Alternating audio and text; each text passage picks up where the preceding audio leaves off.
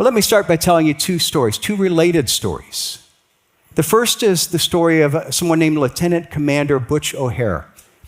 He was a fighter pilot that was assigned to the Lexington in the South Pacific in the early days of World War II.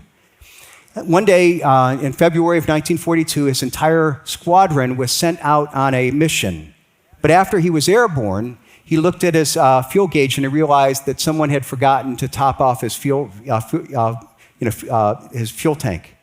And he realized that he didn't have enough fuel to be able to complete the mission and make it back to the aircraft carrier. So he told his flight leader told him to return to the carrier. So he dropped out of formation and started heading back. But on his way back, he saw something that literally put his blood cold. There was a squadron of Japanese bombers that were headed directly for the fleet. And he knew that the majority of the American fighters were now on sorties that were actually attacking, so the fleet was virtually defenseless. He didn't have long-range radios yet. It was early in the war. He couldn't radio the fleet to tell them or warn them. He couldn't call his squadron back to call them back in to help. So he did the only thing he knew how. He laid aside all thoughts of personal safety and said, okay, well, I've got to attack and somehow try to redirect this formation away from the carrier. And so he plowed in with his guns blazing and attacked one plane and then turned and attacked another plane. Weaved in and out of the Japanese formation, firing his guns until he was out of ammo. And then he continued the attack. He continued literally taking his plane in, trying to clip a wing or a tail or somehow damage the plane that he could somehow distract these Japanese away from their bombing run. And it worked. Finally, in exasperation, the Japanese formation broke up and they headed a different direction. And as they did so, Butch O'Hare then flew his plane back to the Lexington. He landed. The plane was all torn up. And they not only told the story, but they had a wing camera a camera on his wing, and so they were able to see the whole thing play out.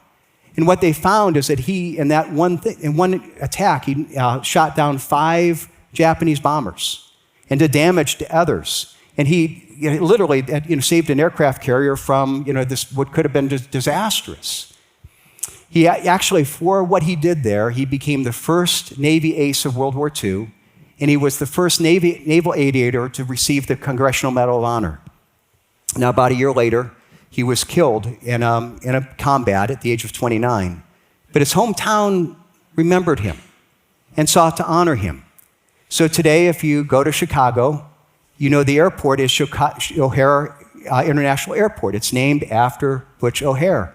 In fact, if you look at this, you can go right in between Terminals 1 and 2. There's a big memorial, about Lieutenant Commander Edward Butch O'Hare, and it has his, replica of his plane there, and it tells his story. And so here's a hero. Well, that's one story. The other story is about someone who you wouldn't think is a hero. It's a guy, likewise from Chicago, someone named Easy Eddie. Easy Eddie was the lawyer for Al Capone. Capone was the mob leader that ran the city of Chicago. Nothing heroic. He was all known for, bootlegging and prostitution and murder. And Easy Eddie was Capone's lawyer for a reason. He was a very good lawyer. He kept Capone out of jail. He was able to avoid all the legal problems. And therefore, he was very well paid. He was incredibly wealthy. And in that, he lived the high life. He, provided for his family and seldom thought about what he was doing. But he did have a soft spot. He had a child, and his son grew. As his son began to grow, Eddie started to realize that, yes, he could provide his son all the benefits, all the wealth and riches that his lifestyle provided, but he couldn't provide him an example. In fact, what happened is that he started to try to teach his son right and wrong. And here you think, okay, this is a mob boss. Why is he trying to teach the wrong? Well, he wanted his son to live a life of integrity. He wanted his son to rise above his own example as living as a mob lawyer. But the more that he tried to teach him, the more that he realized that what he was saying was being undermined by his actions. He could give him all the things in the world except a good name and a good example. How important is it that dads live a good example? How important is that? A lot of times when we think of a dad, we think of provision, and we think, well, we need to do the things, buy the things, make sure our kids are well fed and clothed, and if we could buy things like, extras and an education, boy, that's great. But can a man like Easy Eddie, who provided everything material for his son, but lived a life of a criminal, could he be a good dad? And what if he's looking at this and saying, okay, well, I want to become a good dad. And if we failed in the past, can we be a good dad when our past includes all kinds of failures? Now, I talk about dads, not only because of this story, but because of the passage we're looking at today specifically calls out dads. Now, both parents are vital in raising children, and the principles taught in the Bible apply to both moms and dads. But when we look at this passage in Ephesians 6, verse 4, what we find is that God calls out men particularly to step up and take the lead in parenting our children. Look at it again. It says, "Fathers, do not provoke your children to anger, but bring them up in the discipline and instruction of the Lord." Now, I think this does apply in a sense to both men and women. But here God specifically calls out dads. A couple verses earlier, in verse 1, it talks about children obey your parents. It uses a more broad word, but here he specifically calls out dads. Now, when I say that God is calling out dads to take the spiritual lead, that ultimately the primary responsibility falls upon them, I know that sounds strange to some. It may sound offensive to some. This idea that men have this primary role and people are going to respond negatively to that. And a lot of people say, well, spiritual, it's not us. Well, I take them to church, and when they're little, it's the children's pastor's job, and when they get older, it's the youth pastor's job, and beyond that, it's, mom will take care of it. And a lot of times we think spiritual, especially, we kind of put that off to mom. But God's clear. He says, no, the primary responsibility rests upon dads. That means not that moms aren't involved. No, they are involved. But ultimately, God's going to come to men first. And sometimes women have to step up because men haven't. And boy, I applaud moms that are doing that, but I want to challenge men. God calls you to step up first. God is going to hold us accountable first to how well we train our children. Now, again, it's common to think that it's moms that make the biggest difference. But let me even show you some research.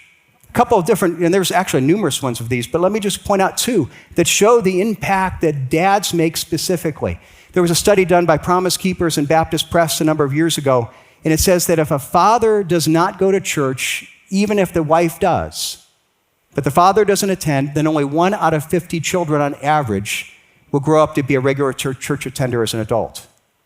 But if the father does attend church regularly, regardless of what the mom does, then it's between 2/3 and 3/4 of the children will be a regular church attender as an adult. So it's the dad's example that is the most important thing, the most powerful thing. Another survey found that if a child is the first one in a family to accept Christ, that there's a 3 to 4% chance that the rest of the family eventually will follow that child and become followers of Christ likewise. And so there's times that we do outreach. We pray that God would use that. Now, on the other hand, it says, okay, what if it's the mom? If the mom accepts Christ first, research says that it's about a 17% chance that the rest of the family will follow the mom into the faith. How about a dad? If the dad accepts Christ first, it's a 93% chance that the rest of the family will follow the dad into the faith. Now, men, I want you to see that God calls us to this, and research shows that the impact that we make is huge. And the scary thing we've got to realize is that you cannot choose not to have that impact. You will have the impact. That's not negotiable. The only question is, what will be the kind of impact you make? Will it be a positive impact or a negative impact? You can be intentional about trying to teach your children spiritual truth and have that intentional, positive impact being the good example, or you could just, through your failure, be a bad example that they will follow. Now let me speak directly even to men here. Men, God has called you to be the spiritual leaders in your home. We saw several weeks ago about with your wives, and specifically here, he's called you to be the spiritual leader of your kids, and your kids need you. They're depending on you. You cannot pass on this. Either you take up the challenge and succeed, or you're going to ignore it and you're going to fail and your kids are going to pay the price. But if you're going to take up the challenge, I don't want to soft pedal this, it's going to be hard. This is not an easy challenge. This is not something that comes easy to us or natural to us. You're not going to know what to do many times. Or there are going to be times that you step up to lead and you're going to say, I might get it wrong. And what if I get it wrong? And you're going to risk rejection from your kids. You're going to risk rejection from your wife. And you're stepping up and you're taking risks. It's hard. But don't avoid it because it's hard. Guys, you've got to man up. We got to step up to this. I mean, think about it. What do children do? Children avoid hard things. See, do we want to be the child that's avoiding hard things, or do we understand that as men, we don't necessarily go look for hard things, but when a hard thing comes up, we're going to be the warrior. We're going to step into that because that's what men do. That's what God calls us to. And God has called us to step up, to take the lead, to do the hard thing because God has given you that role as a man and you can't avoid it. And there is a price to pay. There is hard work, and there's research of this, and there's taking risks and the risk of rejection. But men will be willing to step up and pay the price because that's what God has called us to. Now, are you willing to do that? I hope so. And even if you're saying, I'm not sure what that looks like, well, next week we're going to even try to give you more resources to say, here's how you do that. Here's how can we help you and to succeed in that. And you might say, well, I'm not sure, well, just start doing something. And next week, again, we're going to give you great resources to help you know how to start. But even as we start, there's a warning here as well. See, Ephesians 6:4 gives us a challenge, but it also gives a unique warning to men. Look again. Fathers, do not provoke your children to anger, but bring them up in the discipline and instruction of the Lord. So we're called to bring them up, to take the lead, but also there's a warning against provoking or exasperating our children. And the idea here is that, that we can, provoke them to anger. We can exasperate them in a sense that they, get exasperated by the way that we're leading. Now, in this, I'm thinking, okay, why is this distinctively to men? And again, I think it applies. We're going to come back there. There's a broader application. But one of the things is that I've reflected on that. I was thinking about a month or so ago, we were looking at, in the context of marriage, how God has created men and women differently. We have different needs. And one of the things that we talked about there is that a man's core need is to be respected and honored. Wives, respect your husbands. And part of the reason for that, as we talked about several weeks ago, is that men are by nature self-critical. We're really critical about ourselves. Most men, if you ask me, what did I get done today or what did I fail at, it's easier for me to tell you what I failed at. That's just the way that we think as men. We're very, very self-critical. And because of that, we won't talk about it. We won't ever admit the weakness. We try to hide it. We won't ask for help because we're afraid if somebody sees that, they're gonna reject us and they're gonna beat us up on it. And so what we desperately need is wives that honor their husbands, not wives that are going to mock them and constantly bring up the failures. No, a wife who knows it, but instead of pointing out, nagging, to say, I believe in you. I believe that you can become this, and someone who honors, not somebody that ignores the problem, but somebody that honors and builds up. Now, how does that apply to parenting? See, unfortunately for men, this can play out in a negative way. Now, the positive of it is that because we're critical, we can look at our kids and we can say, you can do better. We can challenge it. And men are the kinds of ones that are challenging the kids to step up and to do better and to move forward. But that motivation can become discouraging for our kids.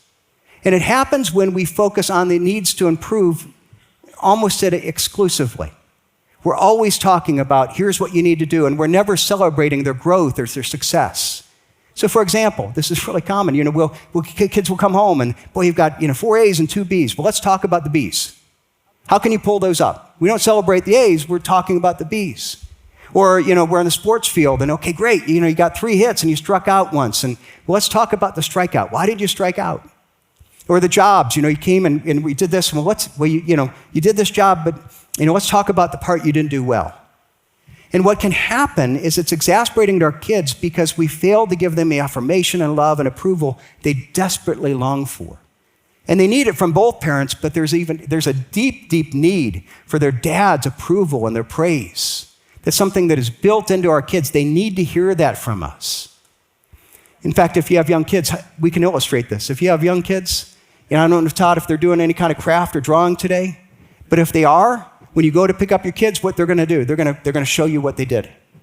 Hey, Mom, Dad, especially, Dad, look what I did. Look at my drawing. Now, why are they doing that? Because they want your approval. They want to show you what they did, and they want to hear, good job, I'm proud of you. That's something that's deeply rooted in them. The only difference when they're little is that they're more honest about it. They need it just as badly as they get older. Let me give you another illustration from someone who suffered from the lack of this. Now, many of you might remember a famous pop star from back 10, 20 years ago, Michael Jackson. I mean, he was the most famous singer of the 90s, and he's top of the music industry. And while he was very successful there, his personal life was a total disaster.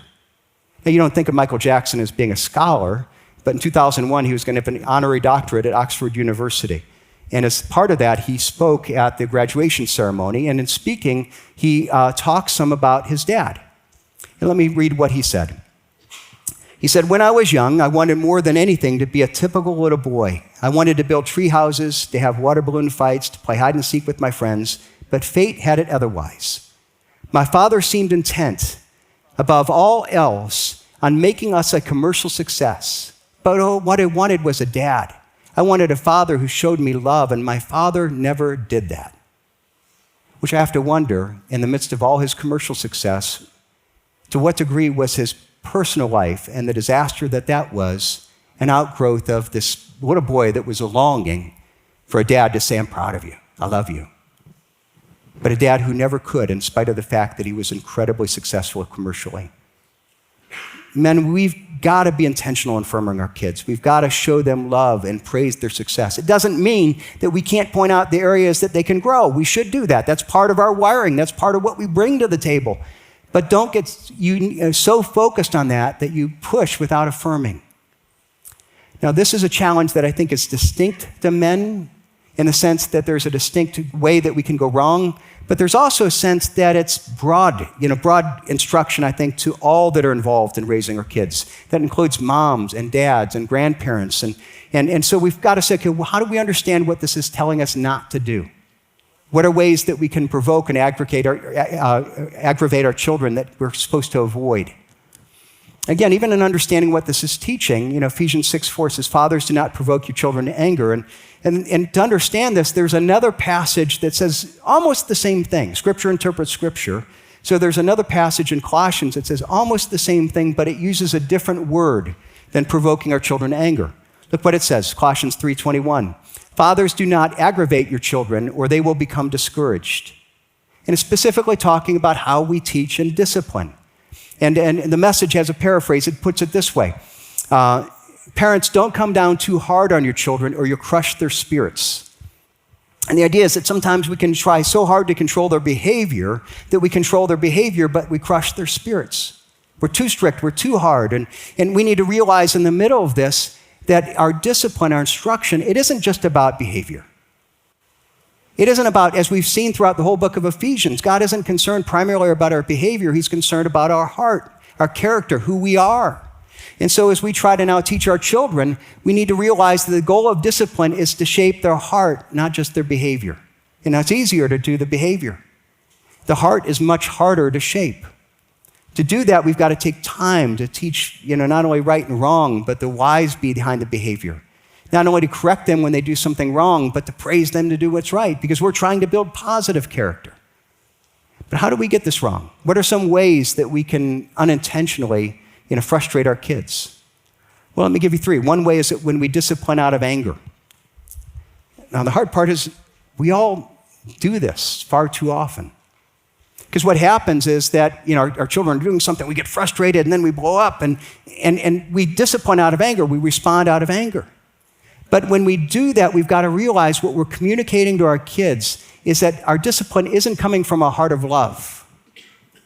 In fact, when you think about what are we communicating, we're saying, you've bothered me.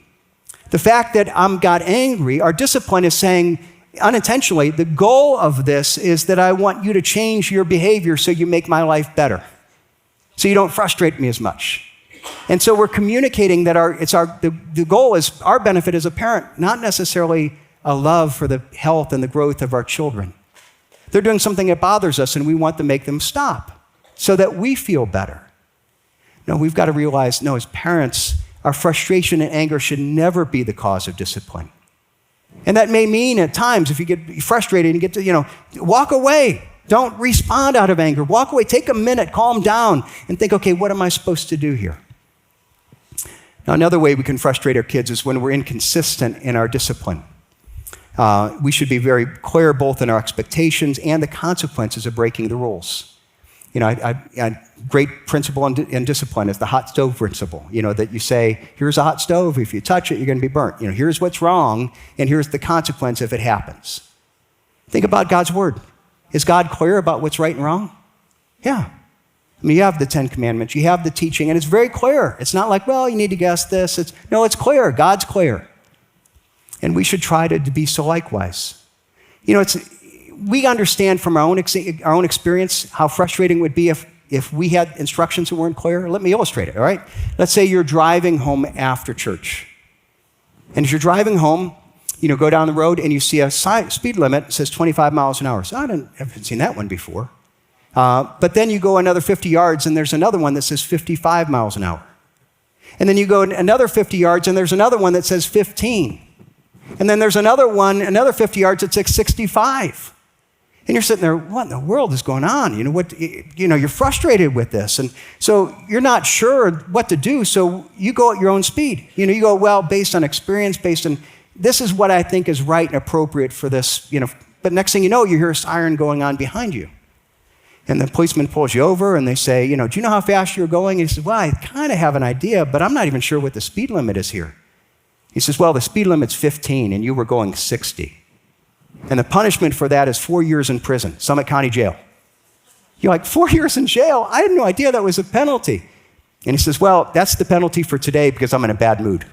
Yesterday I was in a good mood. I'd let you off. But today I'm in a bad mood, so today it's 4 years in jail. And you're like, what in the world? You're judging me based on your moods? My friends, that's what we can do with our kids. That same thing. They're not sure what the speed limit is, and they can do the same thing, and one day they get off, and next thing you know, they're thrown in jail, and they don't know, and it's frustrating, it's exasperating to them. Even something as basic as, we have little kids. If you have young kids, and you say, well, go play in your room, go color, and they're thinking, what are the limitations? Color on my sister's face, what can I color? And so they go and they color, and you go in the room, and next thing you know, they have done artwork on the wall. Now, it's really easy to blow up as a parent. How could you do that? Have you ever told them not to draw on the wall? Now, is it possible that you've told them in the past, hey, go color, anything blank, color on, and I'm going to come and I'm going to praise you. So they look at, here's a really big blank canvas. They expect mom and dad's approval. If you've never told them not to, you can't suddenly say, well, I'm going to praise you for when you colored on this paper, but now I'm going to, punish you for coloring on something else when I never told you shouldn't. It's not only that, but another application, if you're married, it's vital that we be on the same page as husband and wife. That we think through, okay, what are we going to do? What are the rules? What are the consequences? And you have to be together. You have to have consistency between what mom and dad say are wrong and what the consequences are. You've got to do that together. Or otherwise, we're exasperating them. One last way that we can do this is when we can be overly harsh or critical. And here's one of the problems that we can have as parents, is that we see our kids do something wrong and we feel we have to correct them. So we have to tell them, no, that's wrong, here's a consequence or whatever. But what happens is that our interaction accidentally falls into primarily correcting them. We have to correct the bad behavior and we don't have to acknowledge when they've done the right thing. As the result, the majority of the attention, if you're really talking to them, it's, well, you've got to do this, you did this wrong. And all they hear us talk about is their mistakes, their failures, where they've let us down. Now, we've got to realize that if the goal is shaping the heart, for those that have been with us, throughout the study of Ephesians, you remember that in Ephesians 4 specifically, he said, okay, God's shaping our heart. He gives us guidelines. And his guidelines were take off the old, put on the new. It's not only don't do these bad things, do these right things, develop this good character trait. So therefore, as parents, we should be even more focused on developing the positive character traits than we are on correcting the negative. Now, there are times we need to correct the negative, but don't fall into the trap of making that the only time that you interact with your kids on moral issues. Look for the positive. Praise the positive. Encourage them for what they've done right. That's part of shaping that heart, of encouraging them. So now, there's things that we're told not to do. Don't provoke your children to anger. But then as we go to the second half, it tells us what we should do, what we should pursue, that God's positive instruction to parents, but bring them up in the discipline and instruction of the Lord. And so when we look at this, okay, what are we called to do in this discipline and instruction of the Lord? It isn't arbitrary. It isn't like, well, this is what I felt now. No, there are principles and truths that as I try to guide you as a parent, I'm going to bring you back to God's word. And the discipline isn't based on, if you do something that embarrasses me or causes me trouble. And no, I'm going to try to do this based on consistent principles of what's right and wrong. And what does it mean to bring them up in the discipline and instruction of the Lord? Well, first of all, when it says bring them up, it has the idea of coaching, of nurturing, that we want to nurture them toward maturity. See, even bringing them up, it has this idea of nurture and to feed. It brings to bring to maturity through cultivation. So if we could go back a few verses, Ephesians 5:29, it says that a man feeds and cares for his own body. It's the same word there. And we've got to realize that exasperating is kind of like, oh, here's what you do. Nurturing is patient. It's loving. It's understanding. It's understanding that God has created our children and there's a fragility to them. And we've got to be careful and intentional in the way that we mold them. Remembering that our goal is shaping their hearts. It's not just about changing their behavior. We don't want Pharisees that keep a bunch of rules and their hearts are wrong. So it's not just about telling them rules that they should keep or the things they should and shouldn't do. We want to help raise mature adults that learn to understand why something is right or wrong. So first of all, nurture them toward maturity. Second, train them towards godliness. But it calls us to bring them up in the discipline of the Lord. And this idea of discipline has the idea of instruction. But it's not just teaching, it's instruction with correction, an educational discipline. Now, in many in our culture, if I talk about discipline, that's offensive. We shouldn't discipline our kids, and that's an offensive idea. And part of that is cultural and theological, philosophical. See, for many in our culture says, well, children are born morally good.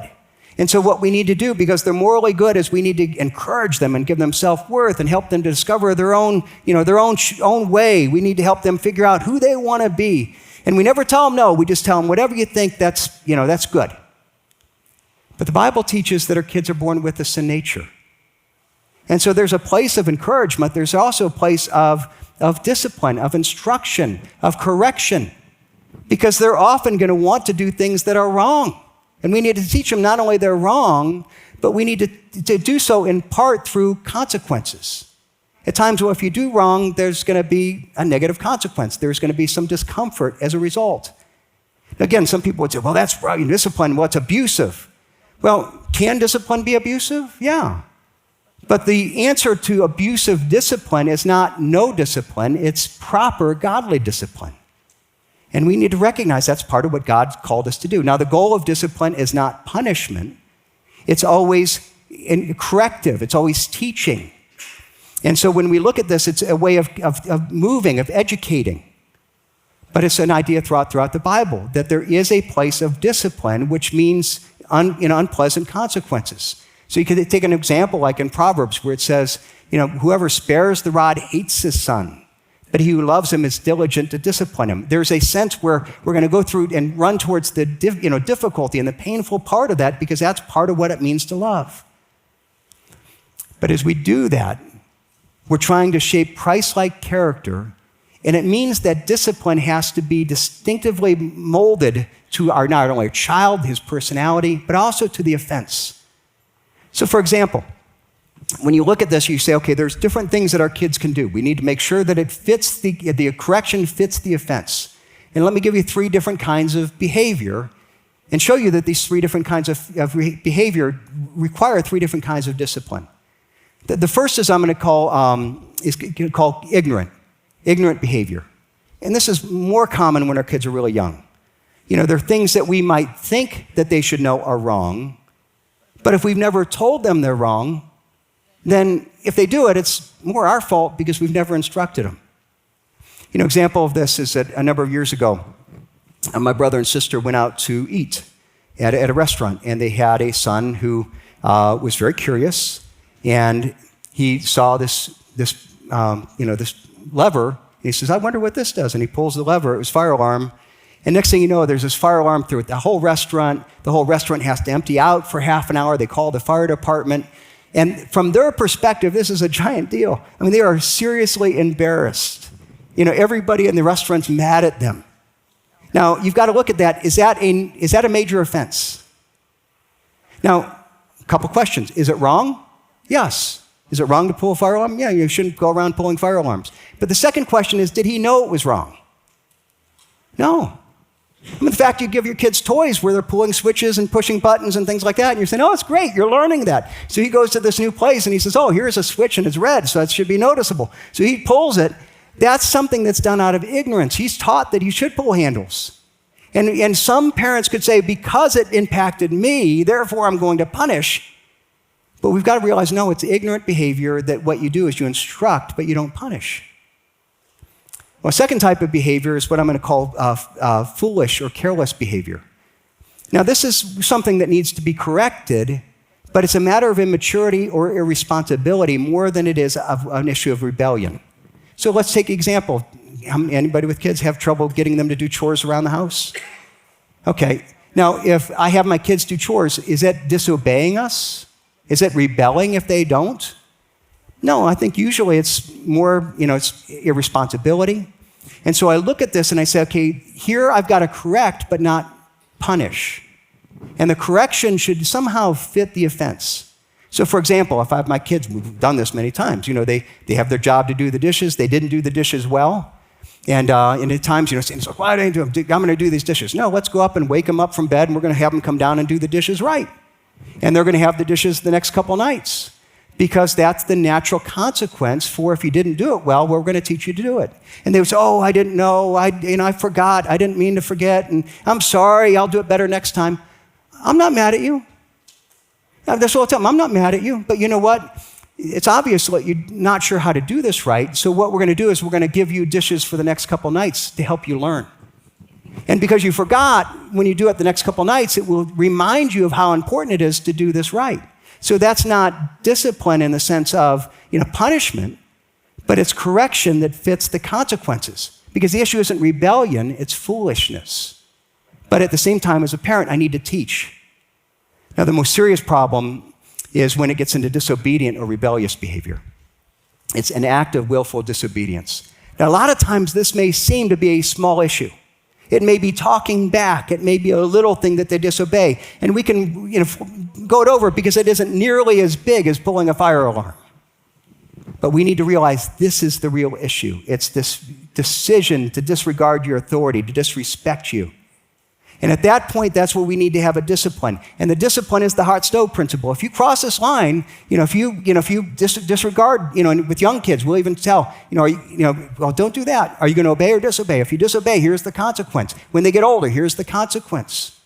And we need to address that as a serious issue. And as soon as they cross the line, here's the response. Now, the problem is, how many times do our kids cross lines that we didn't anticipate? So what do we do then?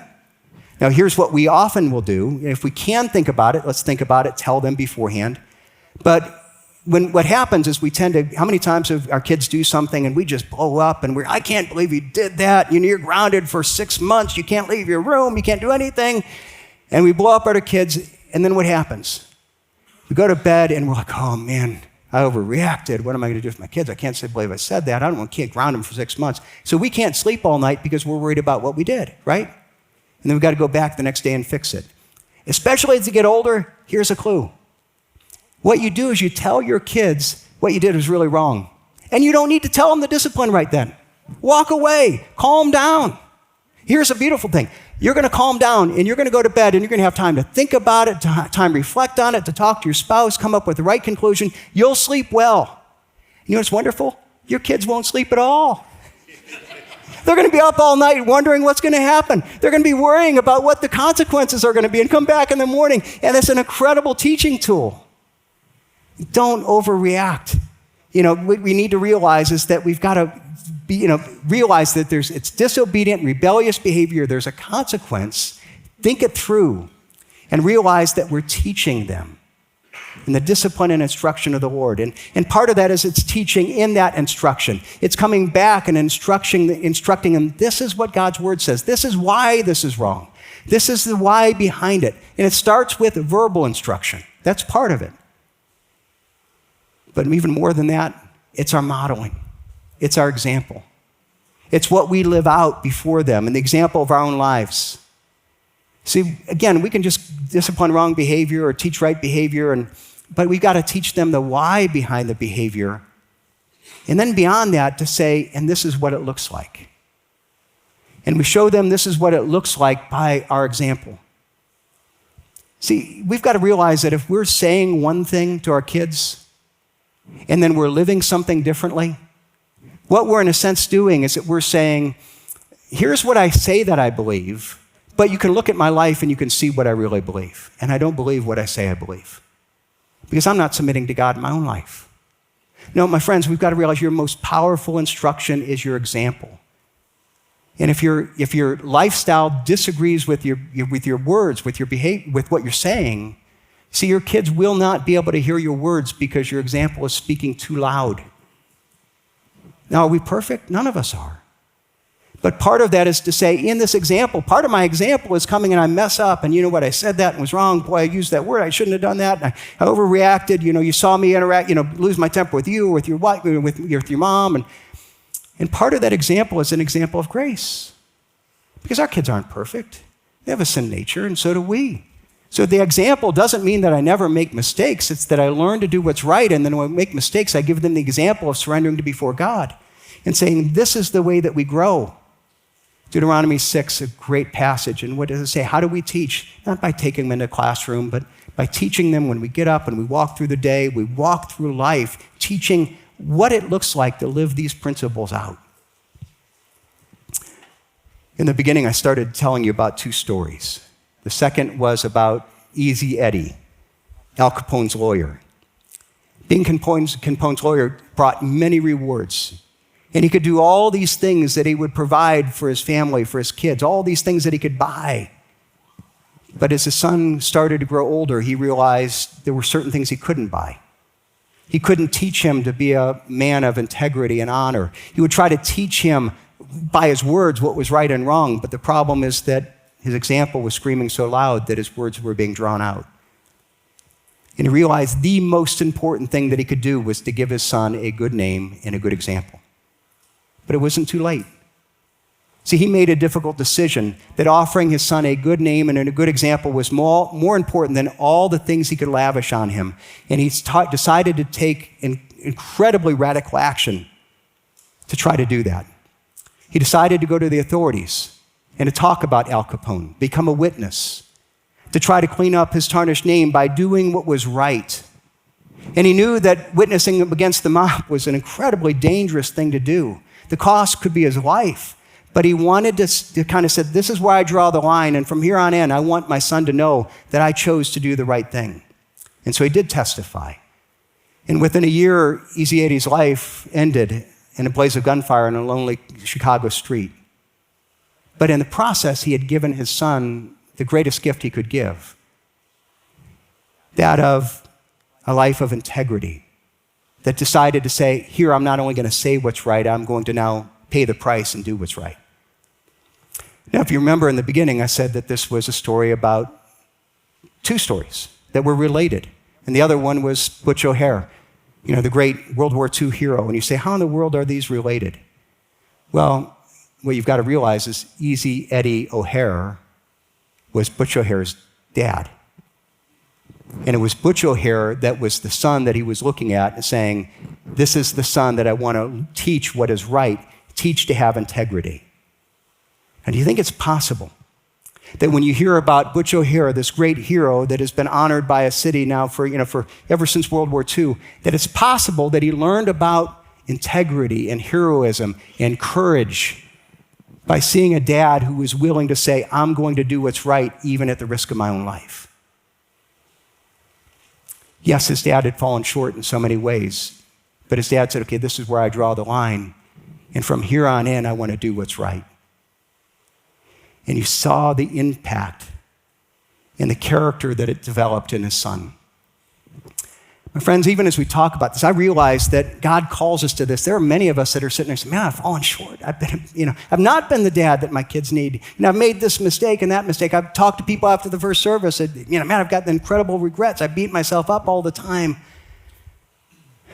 See, it's never too late to come and say, I want to do what's right. And even part of that might be coming to our kids and saying, I was wrong, and I've asked God to forgive me. I ask you to forgive me. Be the example of that brokenness, of that repentance. Let that be the example, and your kids will learn from that. The fact of the matter is that none of us are perfect parents. We pray that our kids continue to be on the right path, but it's not because we've been the perfect parents who have made no mistakes. We have made mistakes. But ultimately, it's God's grace in our kids' life that is the most important thing, that is greater than the mistakes that we've made. And God calls each one of us as parents to say, fathers, step up and play this role. Fathers and mothers, do this. Bring your kids up in the nurture and admonition of the Lord. This is hard. It goes against the culture. It takes effort. But even if you've walked away from that, it's never too late to turn. It's never too late to start. And the fact is that if we start, God uses that testimony, that faithfulness, to shape the lives of our kids or our grandkids. But the question is, will we stand up and say, God, I want to be that kind of parent. God, I need you to come, and even by grace where I've fallen short, I give it to you, and I need you by grace to come and overwhelm where I've fallen short, because it's not too late to see my child's character changed by God's grace. God, I want to lay down the step. I got little kids, and I want to lay down the commitment today. I want to lay it down with my spouse here, that here we are, that God, I want to be that kind of parent. Give me the grace to do that.